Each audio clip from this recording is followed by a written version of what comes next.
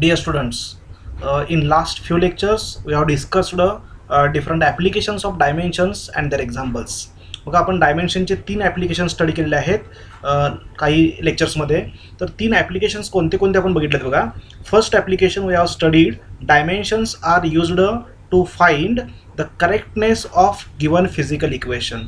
Dimensions are used to find the correctness, dimensional correctness of given physical equation. म्हणजे एखादं equation डायमेन्शनली correct आहे की नाही हे कन्फर्म करण्यासाठी आपण डायमेन्शनचा यूज करू शकतो. त्याचे 2 एक्झाम्पल्स आपण बघितलेले आहेत.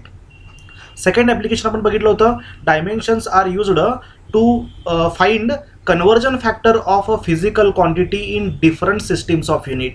म्हणजे 2 वेगवेगळ्या सिस्टीम्स ऑफ युनिटमध्ये एखाद्या फिजिकल क्वांटिटीचं कन्वर्जन करायचं असेल तर कन्वर्जन फॅक्टर काय असतो तो कॅल्क्युलेट करण्यासाठी आपण डायमेन्शनचा यूज करू शकतो. तर त्याचे आपण 1-2 एक्झाम्पल घेतलेले आहेत. We have proved that 1 newton is equal to 10⁵ dyne and 1 joule is equal to 10⁷ erg. जे न्यूटनचं डाईनमध्ये कन्वर्जन करताना आपण 10⁵ न मल्टिप्लाय करतो. तर 10⁵ हा कन्वर्जन फॅक्टर झाला आणि जूलचं अर्गमध्ये करताना आपण 10⁷ न मल्टिप्लाय करतो. तर 10⁷ हा झाला कन्वर्जन फॅक्टर आणि हा कन्वर्जन फॅक्टर कॅल्क्युलेट करण्यासाठी आपण डायमेन्शनचा यूज करू शकतो. हे झालं सेकंड ॲप्लिकेशन. त्याचे 2-3 एक्झाम्पल्स आपण घेतलेले आहेत. थर्ड ॲप्लिकेशन आपण काय बघितलं बघा. थर्ड ॲप्लिकेशनमध्ये आपण स्टडी केलं dimensions are used to find relation between different physical quantities. हे मी काय सांगालोय कारण त्याचे लिमिटेशन्स आपल्याला स्टडी करायचे आहेत. तर थर्ड ॲप्लिकेशन आपण बघितलं होतं dimensions are used to find relation between different physical quantities. वेगवेगळ्या फिजिकल क्वांटिटीमधलं रिलेशन कॅल्क्युलेट करण्यासाठी आपण डायमेन्शनचा यूज करू शकतो. तर फॉर एक्झाम्पल समजा क्वेश्चनमध्ये असं दिलं असेल की kinetic energy of the body depends on its mass and depends on it's velocity. कशी डिपेंड आपल्याला माहीत नाही आहे. तर हे सेम एक्झाम्पल आपण घेतलेलं आहे. If it is mentioned that kinetic energy depends on mass of the body and velocity of the body then we can find the kinetic energy is equal to ½ mv². तर हे जे relation आहे different physical क्वांटिटीमधलं हे relation calculate करण्यासाठी आपण डायमेन्शनचा use definitely करू शकतो. तर हे 3 ॲप्लिकेशन्स आणि त्याचे एक्झाम्पल्स आपण बघितले आहेत. तर ॲप्लिकेशन नंतर एक छोटासा पॉईंट आपला राहतो डायमेन्शनमधला. हा पॉईंट झाला की आपला डायमेन्शनचा जो पार्ट आहे तो कंप्लीट होतो. तर तो जो पॉईंट आहे तो आपल्याला बघायचा आहे लिमिटेशन्स ऑफ डायमेन्शनल अनालिसिस. तर आता स्क्रीनवर मी हे जे लिमिटेशन्स आहेत ते ऑलरेडी थोडेसे लिहून ठेवलेले आहेत बघा. What are the limitations of dimensional analysis. त्याचं थोडंसं एक्सप्लेनेशन बघूया आपण. So what are the limitations of dimensional analysis. तर फर्स्ट लिमिटेशन काय बघा. हे तुम्ही फर्स्ट लिमिटेशन लिहिलेलं आहे. So what is first limitation. The value of dimensionless constant cannot be calculated experimentally. म्हणजे एक्सपेरिमेंटली आपण डायमेन्शनलेस हे ॲप्लिकेशन बघा. The value of dimensionless constant cannot be calculated experimentally. can be calculated experimentally only. म्हणजे dimension लेस constant असेल तर त्याची value आपण फक्त एक्सपेरिमेंटली काढू शकतो. आपण डायमेन्शनचा यूज करून डायमेन्शनल अनालिसिसनं ती व्हॅल्यू कॅल्क्युलेट करू शकत नाही आहे. तर हे फर्स्ट लिमिटेशन आहे. एखाद्या इक्वेशनमध्ये डायमेन्शन लेस कॉन्स्टंट असेल तर ते इक्वेशन आपण फक्त एक्सपेरिमेंटली व्हेरीफाय करू शकतो. आताच आपण एक्झाम्पल घेतलं होतं, लिहितो बघा मी. आपण एक्झाम्पल घेतलं तर कायनेटिक एनर्जीचा formula. So kinetic energy of the body is given by ½ mv². आता डायमेन्शनचा यूज करून जर हे इक्वेशन डिराईव्ह करायचं असेल तर आपण एवढंच डिराईव्ह करू शकतो. Kinetic energy is equal to some constant into mv². हा कॉन्स्टंट एक्झॅक्टली ½ आहे बघा. ही व्हॅल्यू जी आहे ही व्हॅल्यू आपण डायमेन्शननं कॅल्क्युलेट करू शकत नाही आहे. डायमेन्शननं फॉर्म्युला आपण कसा डिराईव्ह करू शकतो. Kinetic energy of the body is equal to some constant K किंवा नोटेशन काही घेऊ शकतो आपण केच्या ऐवजी some constant into mv². Kinetic energy mv² ला डायरेक्टली प्रपोर्शनल आहे. This can be proved by using dimensional analysis. पण हा जो के आहे हा डायमेन्शनलेस कॉन्स्टंट आहे. ह्याची व्हॅल्यू आपण डायमेन्शननं कॅल्क्युलेट करू शकत नाही आहे. तर हे आपलं फर्स्ट लिमिटेशन आहे. ज्या इक्वेशनमध्ये नंबर आहे, ज्या इक्वेशनमध्ये डायमेन्शन लेस कॉन्स्टंट आहे, तर ज्याला डायमेन्शन नाही आहेत असा कॉन्स्टंट जर इक्वेशनमध्ये इन्व्हॉल्व असेल तर त्या इक्वेशनमधल्या त्या डायमेन्शनलेस कॉन्स्टंटची व्हॅल्यू आपण फक्त एक्सपेरिमेंटलीच कॅल्क्युलेट करू शकतो. So value of dimensionless constant can be calculated by experimentally only. It cannot be calculated by using dimensional analysis. So next second हा झाला first limitation. This is the first limitation of dimension. Second limitation अतिशय महत्त्वाचं आहे. ह्याच्यावर नीट लेवलचे, difficult लेवलचे questions तयार होऊ शकतात. याच्यामध्ये शॉर्टकट फॉर्म्युले, शॉर्टकट्स मेथड यूज करून आपण प्रॉब्लेम सॉल्व्ह करू शकतो. तर हे लिमिटेशन काय बघा, अतिशय महत्त्वाचं लिमिटेशन आहे. Second limitation, dimensional analysis, this dimensional analysis cannot be used to derive relations having trigonometric function, exponential function, logarithmic function. हे लॉगॅरिथमिक फंक्शन असेल, एक्सपोनेन्शियल फंक्शन असेल किंवा ट्रिग्नोमेट्रिक फंक्शन असेल. ज्या इक्वेशनमध्ये, ज्या रिलेशनमध्ये हे फंक्शन्स प्रेझेंट आहेत, ट्रिग्नोमेट्रिक फंक्शन आहे, एक्सपोनेन्शियल फंक्शन आहे किंवा लॉगॅरिथमिक फंक्शन आहे, तर हे फंक्शन जर इक्वेशनमध्ये इन्व्हॉल्व असतील तर आपण ते रिलेशन डायमेन्शनली डिराईव्ह करू शकत नाही. हे इक्वेशन आपण डायमेन्शनली डिराईव्ह करू शकतो. फक्त हा कॉन्स्टंट आपल्याला माहीत नाही आहे, हा एक्सपेरिमेंटली काढावा लागेल. पण ज्याच्यामध्ये ट्रिग्नोमेट्रिक फंक्शन्स आहेत, ज्याच्यामध्ये एक्सपोनेन्शियल फंक्शन्स आहेत, ते इक्वेशन आपण डायमेन्शनली डिराईव्ह करू शकत नाही आहे. This is the second limitation of dimensional analysis. काय लिमिटेशन आहे? The relations having trigonometric function, the relations having, हे लक्षात ठेवा, trigonometric function, the relations having exponential function, the relations having logarithmic function cannot be derived by using dimensional analysis. एक simple example बघूया, लक्षात द्या. समजा असं इक्वेशन दिलेलं आहे, y is equal to a sine of omega T plus K X और minus k x. तर हे फिजिक्समधलं एक स्टँडर्ड इक्वेशन आहे. हे जे इक्वेशन मी घेतलं आहे, this is one of the standard equation in physics. हे काय इंडिकेट करतं? This indicates displacement of particle performing simple harmonic motion. आता तुम्हाला हे लगेच कळणार नाही आहे. 12th हा टॉपिक आहे सिम्पल हार्मोनिक मोशन, त्याच्यामध्ये हा फॉर्म्युला आपल्याला डिराईव्ह करायचा आहे. आता एक अननोन इक्वेशन म्हणून कन्सिडर करूया आपण. तर हे जे इक्वेशन आहे, हे जे इक्वेशन आहे, हे इक्वेशन मी डिराईव्ह करू शकत नाही बाय युझिंग डायमेन्शन. जे तुम्हाला असं दिलं, displacement of particle depends on amplitude, A म्हणजे ॲम्प्लिट्यूड आहे, depends on omega, depends on propagation constant, depends on displacement, हे सगळं मेन्शन आहे. आणि कॅल्क्युलेट रिलेशन बिटवीन देम, हे रिलेशन फाइंड करा म्हटलं तर डायमेन्शनचा यूज करून आपण हे रिलेशन काढू शकत नाही आहे. तर लक्षात ठेवा, ज्या इक्वेशनमध्ये ट्रिग्नोमेट्रिक फंक्शन आहे, ह्याच्यामध्ये साइन थीटा आहे बघा, हा ब्रॅकेट जो आहे omega T plus K x, ह्याला आपण थीटा म्हणू शकतो. साईनच्या पुढे नेहमी थीटा असतो. So this is a sine theta. Sine theta, cos theta, tan theta, हे सगळे ट्रिग्नोमेट्रिक फंक्शन्स आहेत.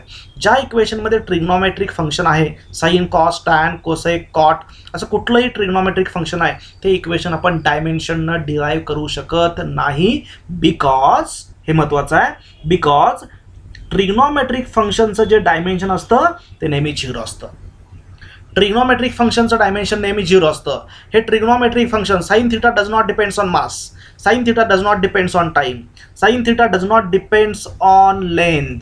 ज्या फंडामेंटल फिजिकल क्वांटिटी आहेत, त्या फंडामेंटल फिजिकल क्वांटिटीवर हे ट्रिग्नोमेट्रिक फंक्शन डिपेंड नाही आहे. त्याचे डायमेन्शन 0 आहेत. आणि त्यामुळं ज्या इक्वेशनमध्ये, ज्या रिलेशनमध्ये हे ट्रिग्नोमेट्रिक फंक्शन आहे, ते रिलेशन आपण डिराईव्ह करू शकत नाही. हे अतिशय महत्त्वाचं लिमिटेशन आहे, हे लक्षात ठेवा. याच्यानंतर नीटला याच्यावर कसे क्वेश्चन्स विचारले जातात, ऑब्जेक्टिव्हला कसे क्वेश्चन विचारले जातात, आपण याच्यानंतर लगेच बघूया की प्रिन्सिपल ऑफ होमोजिनिटीचा यूज करून आपण हे इक्वेशन कसे सॉल्व्ह करू शकतो. हे इक्वेशन सॉल्व्ह करू शकतो पण डायमेन्शन काढण्यासाठी, पण हे इक्वेशन आपण डिराईव्ह करू शकत नाही आहे. कळतंय का बघा, हे इक्वेशन फिजिकली करेक्ट आहे पण डायमेन्शनली सुद्धा करेक्ट आहे. पण हे रिलेशन डायमेन्शनली करेक्ट आहे हे आपण प्रूव्ह करू शकतो, पण ह्या इक्वेशनचं डेरिव्हेशन आपण करू शकत नाही आहे by using dimensions. So second application काय आलं का सर्वांना? सेकंड लिमिटेशन काय आलं का? की ज्या इक्वेशनमध्ये ट्रिग्नोमेट्रिक फंक्शन आहे, ज्या इक्वेशनमध्ये एक्सपोनेन्शियल फंक्शन आहे, ज्या इक्वेशनमध्ये लॉगॅरिथमिक फंक्शन आहे, ते इक्वेशन आपण डिराईव्ह करू शकत नाही आहे बाय युझिंग डायमेन्शनल अनालिसिस. हे सुद्धा इक्वेशन बघा, असं सुद्धा इक्वेशन आहे. समजा असं इक्वेशन आपण घेतलं, general equation, y is equal to a into e raise to minus k x. General equation घेतलं, याच्यामध्ये बघा ई रेस टू काहीतरी आहे, ई रेस टू काहीतरी फंक्शन आहे, ह्याला म्हणतात एक्सपोनेन्शियल फंक्शन. मग हे एक्सपोनेन्शियल फंक्शन असेल तर याचं डेरिव्हेशन आपण डायमेन्शन घेऊ शकत नाही आहे. लॉगॅरिथमिक फंक्शन घ्यायचं, समजा आता लॉगॅरिथमिक फंक्शन काय घेऊ शकतो आपण, तर समजा लॉगॅरिथमिक फंक्शनला आपला फॉर्म्युला घ्यायचा आहे, p is equal to 2.303 log to the base 10 v2 upon v1. Actually हा डब्ल्यूचा ओव्हर टनचा फॉर्म्युला आहे. हा वर्डनचा फॉर्म्युला आहे, वर्क इज इक्वल टू. हां, तर हा सुद्धा एक स्टँडर्ड फॉर्म्युला आहे, 2.303 log to the base 10 V2 upon V1 किंवा V1 अपॉन V2. तर याच्यामध्ये लॉगॅरिथमिक फंक्शन आलं. असं लॉगॅरिथमिक फंक्शन ज्या ज्या रिलेशनमध्ये ज्या ज्या इक्वेशनमध्ये आहे ते इक्वेशन सुद्धा आपण डिराईव्ह करू शकत नाही आहे bye using dimension. So this is the second limitation of dimension. Next आपल्याला थर्ड डायमेन्शन बघायचं आहे, थर्ड लिमिटेशन बघायचं आहे. Third limitation of dimension. This method is not useful for बघा, third limitation काय आहे? This method is not useful if, थोडीशी printing mistake झालेली आहे, तर स्पेलिंग मिस्टेक झालेलं आहे. if constant of proportionality is not dimensionless. थोडंसं सेंटेन्स कन्फ्युजिंग आहे बघा. आपण इथे काय म्हटलंय, this method is not useful. Dimensional analysis ही मेथड आहे. Dimensional analysis, this method of dimensional analysis is not useful if constant of proportionality is not dimensionless. फक्त डायमेन्शनलेस म्हणलेलं नाही आहे, नॉट डायमेन्शनलेस. नॉट डायमेन्शनलेस म्हणजेच काय, ज्याला डायमेन्शन आहे तो नॉट डायमेन्शनलेस. फक्त डायमेन्शनलेस म्हणलं, एवढंच म्हणलं आपण, डायमेन्शनलेस. तर डायमेन्शनलेस म्हणजेच काय, ज्याला डायमेन्शन नाही आहे. आणि नॉट डायमेन्शनलेस म्हणजेच काय, ज्याला डायमेन्शन्स आहे. म्हणजे प्रपोर्शनॅलिटी कॉन्स्टंटला डायमेन्शन असेल. इथंच बघा, हा जो कॉन्स्टंट आहे ह्याला डायमेन्शन आहे का, नाही आहे, म्हणजे हा डायमेन्शनलेस आहे. म्हणजे ह्या इक्वेशनमध्ये प्रपोर्शनॅलिटी कॉन्स्टंट हा डायमेन्शनलेस आहे. डायमेन्शनलेस नाही असं नाही आहे. नॉट डायमेन्शनलेस म्हणजेच काय, त्याला डायमेन्शन्स आहेत, त्याला डायमेन्शन नाही आहेत. तर डायमेन्शनलेस कॉन्स्टंट असेल तर आपण हे जे रिलेशन आहे ते डायमेन्शननं कॅल्क्युलेट करू शकतो विदाउट दिस कॉन्स्टंट. पण एखाद्या इक्वेशनमध्ये, तर फॉर एक्झाम्पल समजा असं इक्वेशन आहे, आपल्याला माहिती आहे Newton's law of gravitation. Newton's law of ग्रॅव्हिटेशनमध्ये फोर्स ॲक्टिंग बिटवीन टू बॉडीजचा फॉर्म्युला आपल्याला घेतला होता.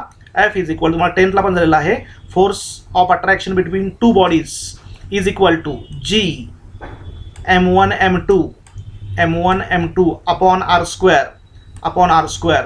तर ॲक्च्युली न्यूटन हा जो फॉर्म्युला लिहिलेला आहे, there is always force of attraction between any two bodies in the universe. युनिवर्समधल्या कुठल्याही दोन बॉडीमध्ये नेहमी फोर्स ऑफ अट्रॅक्शन असतो. आणि न्यूटन काय सांगितलं, हा फोर्स ऑफ अट्रॅक्शन कशावर डिपेंड आहे, this force of attraction depends on, बघा, this force of attraction depends on mass of the body. This force of attraction depends on mass of the body. म्हणजे दोन्ही बॉडीच्या मासवर डिपेंड असेल. There is a force of attraction between any two bodies in the universe. This force of attraction depends on mass of the body, product of mass of body, and this force of attraction depends on square of distance between them. त्यामुळे दोन बॉडीच्या मध्ये जे distance असेल त्या डिस्टन्सवर depend आहे. तर जी वर डिपेंड नाहीच आहे, हा जी प्रपोर्शनॅलिटी कॉन्स्टंट आहे. न्यूटननं सांगितले की हा फोर्स मास आणि डिस्टन्सवर डिपेंड आहे.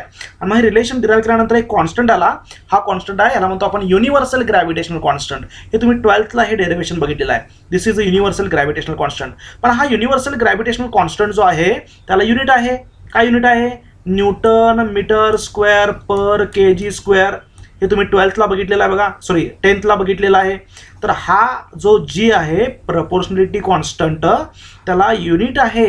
युनिट आहे म्हणजे डायमेन्शन आहे. इथं बघा ह्या इक्वेशनमध्ये हा 1/2 ला डायमेन्शन नाही आहे.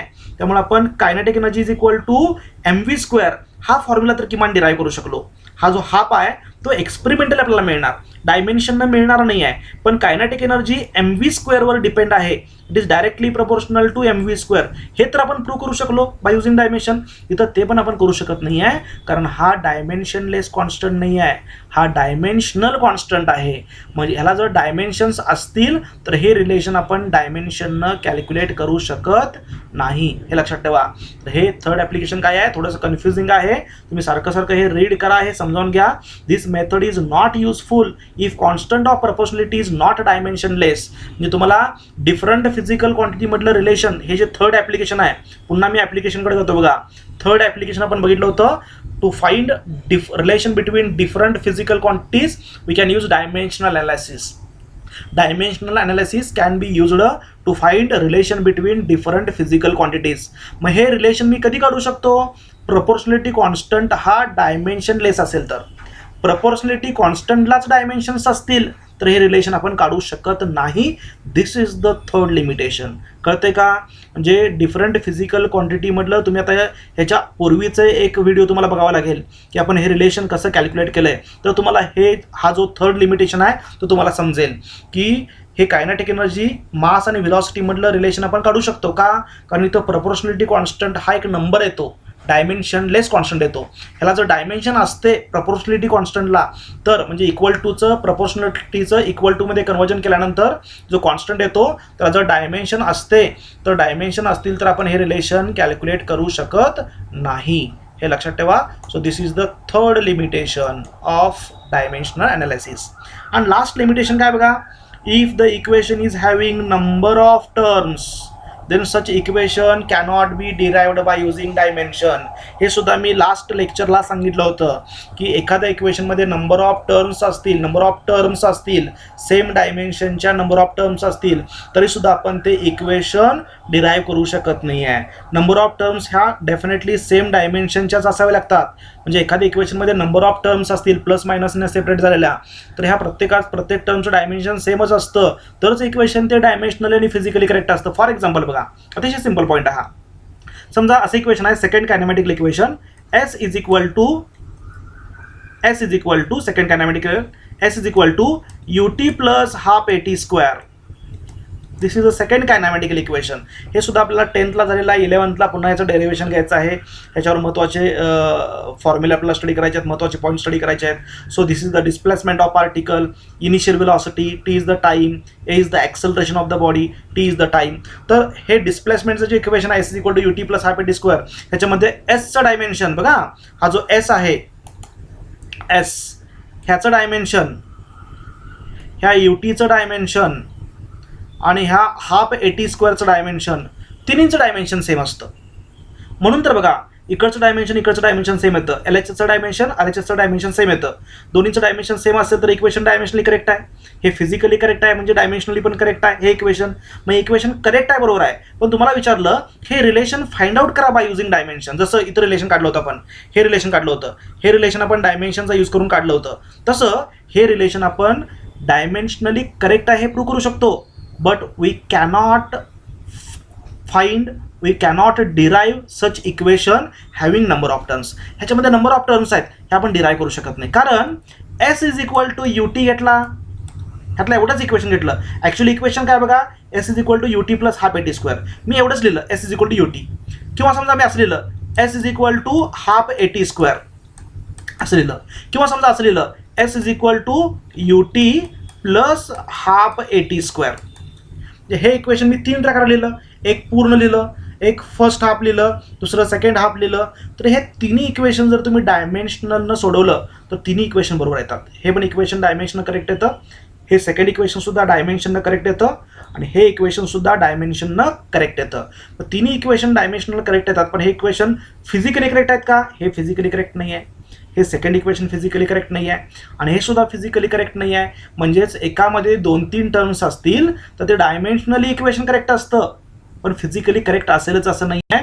आणि त्यामुळं एकाच इक्वेशनमध्ये नंबर ऑफ टर्म्स असतील तर ते इक्वेशन आपण डिराईव्ह करू शकत नाही आहे बाय युझिंग डायमेन्शन्स. तर फोर्थ लिमिटेशन काय बघा, if the equation is having number of terms आहेत इक्वेशनमध्ये, म्हणजे प्लस मायनस असे सेपरेट झालेले, प्लस मायनसनं सेपरेट झालेले असे नंबर ऑफ टर्म्स आहेत. ठीक आहे, म्हणजे y is equal to X plus BY square, समजा असं असेल y is equal to AX plus BX square. ह्याच्यामध्ये किती टर्म आहेत? 1 2 3 अशा नंबर ऑफ टर्म्स आहेत.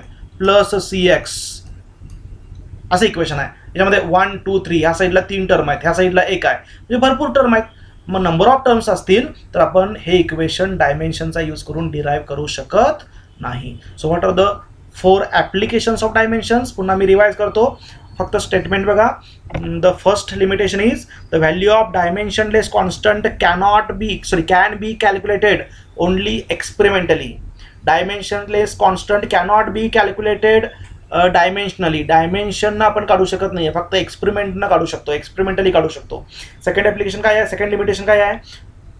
dimensional analysis cannot be used to derive relations having trigonometric function, exponential function, logarithmic function. इथे लिहिलं आहे बघा मी. तर हे ट्रिग्नोमेट्रिक फंक्शन असेल, एक्सपोनेन्शियल फंक्शन असेल किंवा लॉगॅरिथमिक फंक्शन असेल तर हे रिलेशन्स आपण डिराईव्ह करू शकत नाही आहे. थर्ड लिमिटेशन काय बघितलं? This method is not useful if constant of proportionality is not a dimensionless.